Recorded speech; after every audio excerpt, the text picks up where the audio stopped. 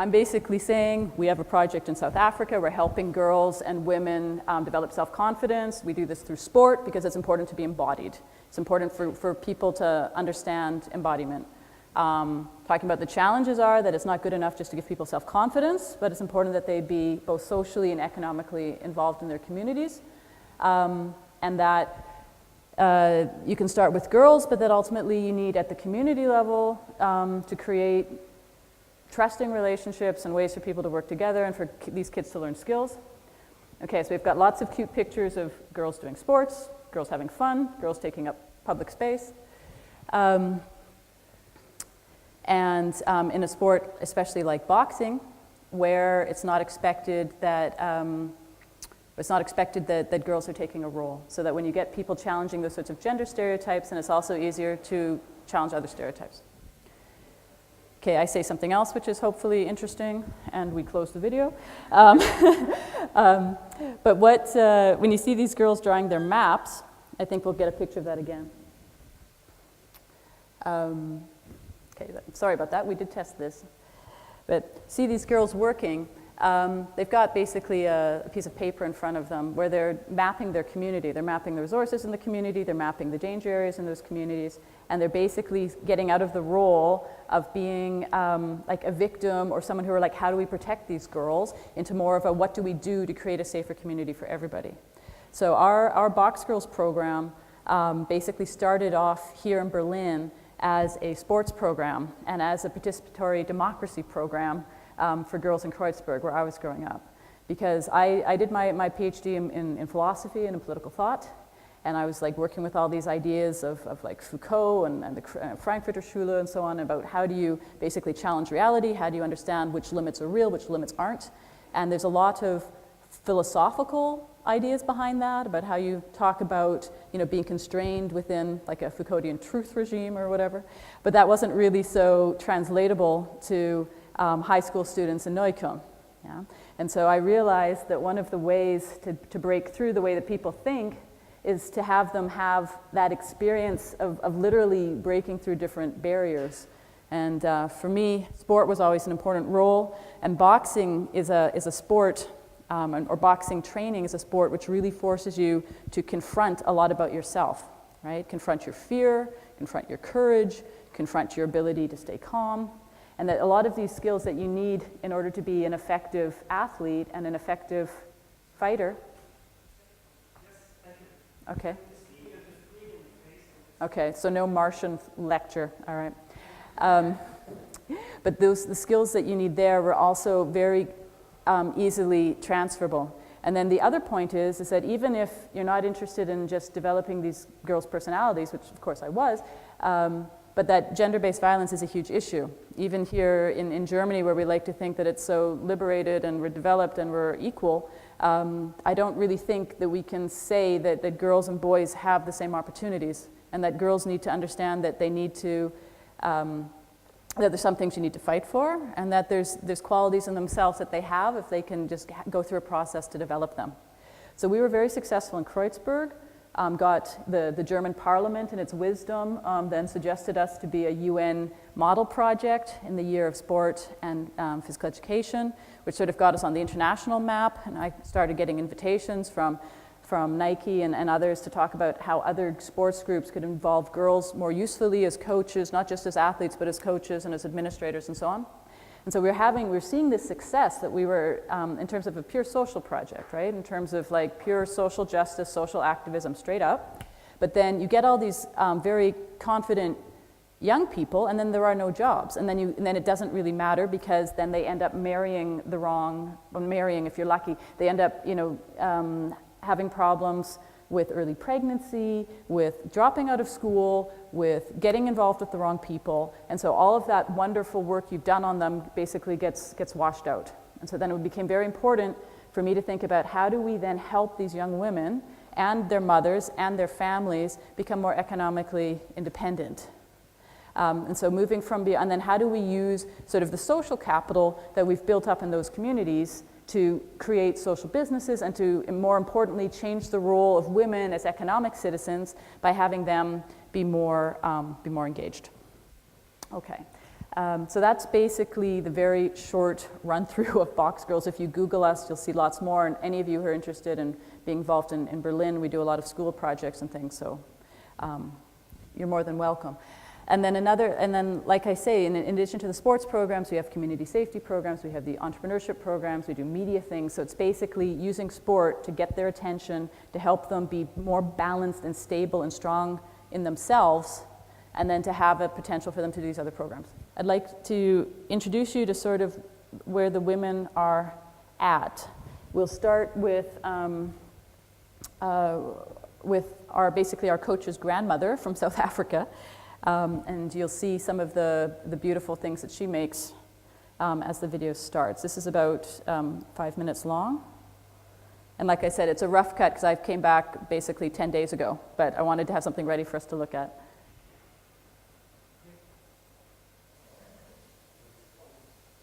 Is this loud? My name is Katie or Ndombonzi Ngosana. I'm born here in Cape Town, but I grew all over the South Africa. Look, Lavi, my education broke. I was at standard 8. What is it, grade 10 now, after my daddy was caught. So the way we grew, we were taught by our mothers that you must do something with your hands that can lift up your thing. So I was very lucky because my parents were both crafters. And then I learned how to make beads. And then I did see that you can live with, I did educate my children with the beads I'm making. I did look after myself when we didn't have a stable job. So all those who were around me, I've taught how to cope, because I can sew, I can knit, I can crochet, I can do beads. And then I used to have a lot of groups of ladies. The others wanted to learn how to knit and the others wanted to learn how to crochet. So there's a lot of people that have now their little businesses growing, and now we also lucky because after this new democracy, we do get people from the other nations who also come and help us to build our little businesses, and there's now more help to a person that want to do something about themselves. The point is, with us African, we don't have those records that keeping your record. You bought so much material this month and then you sell this month. But I can make few beads, things like this, and then sell them, and then buy some with the money I got from them. And then if I can learn how to keep my book, I'm making a lot of profit out of the beads I'm making. What I wanted to do by introducing her was to sort of show the starting point, because she's actually a successful businesswoman in Khayelitsha, so in the settlements outside of Cape Town. She's in that. How many of you had a chance to visit Cape Town or know Khayelitsha? Yeah. Okay. Well, it's a. Am I okay sitting here, camera guy? All right.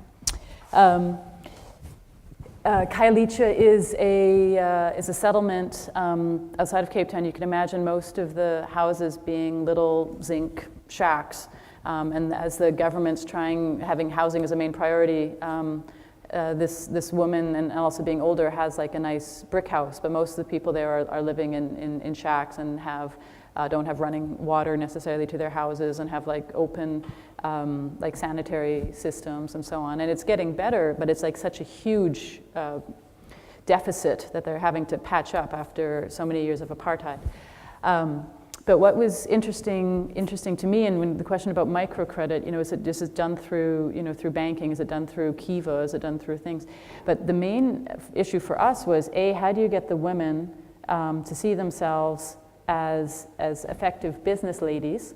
How do you have that be sort of an ambition, right? Because it's obviously, as we all know, connected with a lot of risk and with a lot of sort of hubris that you kind of need at the beginning, which a lot of the women didn't necessarily have. And also, what are the basic business skills? This is only a small part of some of the interviews that we did with many of the women there, but I mean, even my basic question about, what sort of records do you keep? And then the answer, which of course is kind of cute but not true, is like, well, as Africans, we don't keep records, right? But the idea that it's much more kind of casual and that it's not like, because I was thinking, well, do you identify what sector of your business makes the most money? And then do you put your like 80-20 rule applied? It's like, forget that, It's basically, like she said, people know her. People will then come to her because they're opening a bed and breakfast and want dish coverings, right? And so that's a big client, and then she focuses on doing that. But then the idea that someone would get it together to be able to write a Kiva application or Kickstarter or something easy, it's just already a universal way, right? The other thing I wanted to draw attention to in the video is that she was identifying entrepreneurship as a way that you combine with your job, right? That if you're lucky enough to have a job, then entrepreneurship and running her own business was a way to make sure that she had enough money in the middle of the month because she ran out of money. And also what she said, I'm sorry, again, the techniques in this room is not as clear as you'd like it to be at the end of the day. But what she also said was that she was able to educate her children and live for 32 years without a man, right? So she was able to, in a very patriarchal Xhosa society, be the independent woman she wanted to be because she had beads, right? And just sitting there as an old woman, with glasses, making beads, okay? And the reason why this was important for Boxgirls is that we're very grassroots, right? We're not sort of dropping people in there. We're going to the poorest parts of the community. Like, for example, in Berlin, we work in Gropiusstadt, but we're going to the poorest parts of the community and trying to work with people there, and we recruit our teams from the people there. And so this woman, the grandma, is actually the grandmother of our coach, right? So we're trying to Andiswa, and so I met her mom because I met her mom, who also makes clothes, and then met her grandma, who's making beads. And the question was, how can we use local people to, for example, make our competition clothing, or to make little things that we could sell or whatever. So I'm like, I'd like to meet some craftswomen who are doing these things. And then it turned out, first of all, of course, her family network, which is fair enough. I mean, that's the way things work here. Just like we're all networking and knowing one another. That's how that's the first circle of trust. But it does show a little bit what it's like, because I think a lot of the really sort of aggressive, come with the 2-minute pitch people are generally the men, and 2 are people who've had a chance to have a much better education than the people that you'd meet trying to start a micro-entrepreneurship project in such a settlement. So these are some of the challenges. But anyway, any first questions about the video or about what we're doing? Is this pitched at a level that it's interesting? Yeah? What is your first step when you start this in a new area? Well, first of all, we try and line up some external funding, right? So we try and work with our partners to identify that they're willing to invest in a community in that country. And then it's a question of, again, then we will have already worked with decision makers in that community when we sort of do our needs analysis about which community would be a good fit for us. So we've probably talked to a few communities in the area to find out, okay, where would we get the political support? Where do they have people who've got some experience working with girls and women? Where do we have the volunteers? Because it's also a huge issue for transport for our volunteers. They have abysmal public transport in South Africa. And so then the next step would be to talk to the various schools and to find out where they're interested in sort of doing our sports projects and our parents' development projects. And then once we have sort of proven ourselves and our value to their children, then it's a question of okay, well, young moms, you know, what are you doing, right? Because obviously there's huge weight of housework and everything on these women, and they're often, if they're employed at all, employed at a very menial level as cleaners or as laundresses. And to say, okay, look, you know, are you interested in trying to do something else, which doesn't have a guarantee of income, which doesn't have an immediate return? And some of them are and some of them aren't. So we generally try and start with like a savings club, where we invite the parents to identify things, to begin with more to do with their daughters. So in Kenya, for example, where we're also active, but they don't have free secondary high school. In South Africa, they do. But in Kenya, they don't. And so that was, like, for example, one of the things that the parents identified, that they wanted to save together for their daughters' tuitions.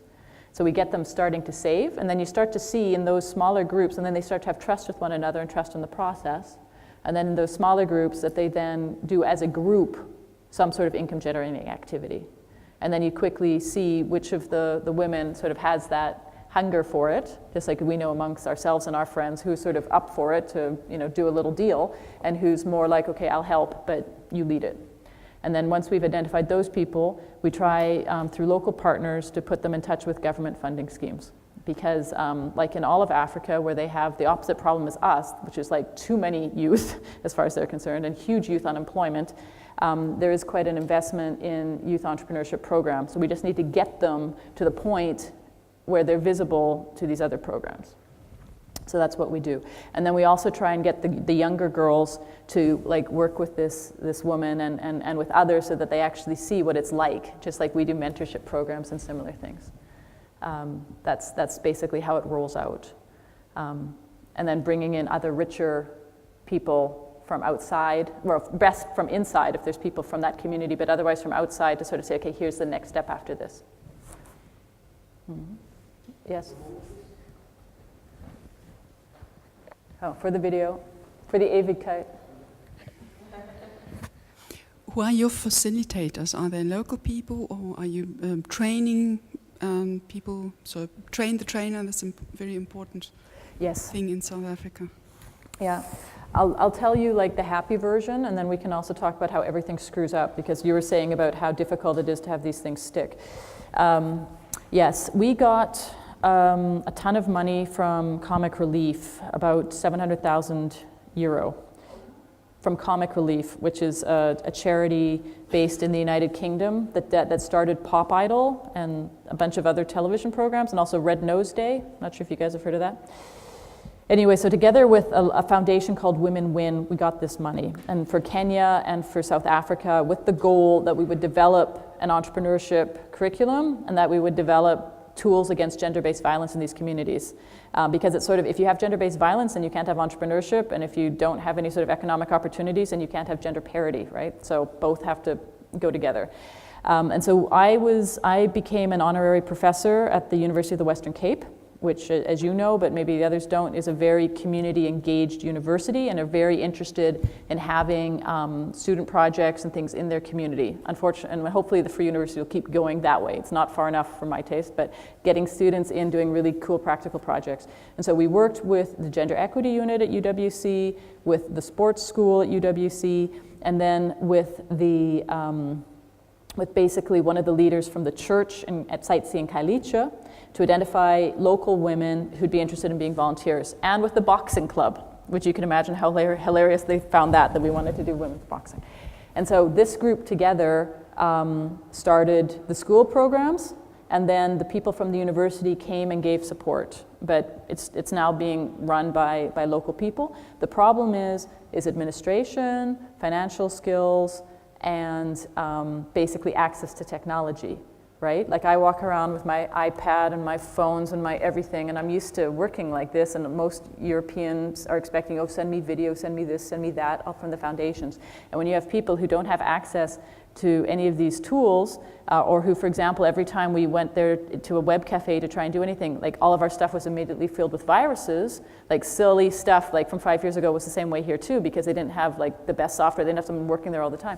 But all of those sort of little problems made communication very difficult. And so right now, I'm going back to Cape Town in a month, basically to try and find a more established NGO to run our back end, so that we can have all of our community people out front, but then have some like uptight German people in the back room making sure all of our financial stuff is running, because we were having bad communication and it just wasn't working, because we were getting charismatic community activists trying to write reports.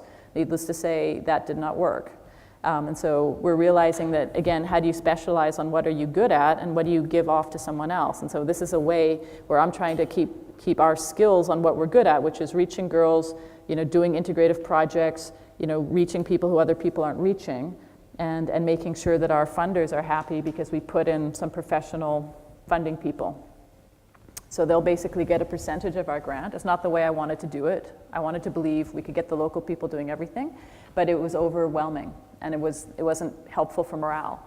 And so now we're trying to get a local NGO, but with some people who have some experience working with international projects.